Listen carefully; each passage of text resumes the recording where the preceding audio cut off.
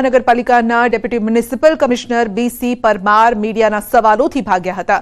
JCP શરદ સિંઘલે કર્યો છે deputy municipal કમિશનરનો બચાવ, રિવ્યુ કરવાની વાત કરીને મીડિયા સમક્ષથી લઈ જવામાં આવ્યા હતા। તેમને ચંદોળા તળાવ કોને હસ્તક છે તે અંગે તેઓ ચૂપ રહ્યા હતા। ચંદોળા તળાવમાં ચાલતી કામગીરીથી અજાણ હોવાનું પણ જાણવા મળ્યું છે। 1500 થી 2000 મકાન તોડવાનો આંકડો બોલતા પણ municipal commissioner, deputy municipal commissioner શરમાઈ ગયા।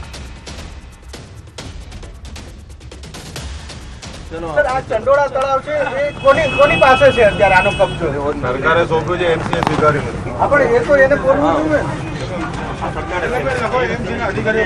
અમે મકાનો આઈડેન્ટિફાઈ નથી કર્યા જે વ્યક્તિઓ જે છે અને એના પ્રમાણે જે આવી ગેરકાયદેસર પ્રવૃત્તિ થતી હોય, પર્ટિક્યુલરલી જે બાંગ્લાદેશીઓ અને બીજી અસામાજિક પ્રવૃત્તિ જે કરતા હતા, જે બહારથી આવે એ લોકોનું આઈડેન્ટિફિકેશન થયું છે અને બધી વિગતો એ રીતે જાહેર કરી શકાય એમ ન હોય, એટલા માટે અત્યારે આપણે જે જોયું છે સ્થળ ઉપર કામગીરી, એના આધારે આપ એ કહી શકો।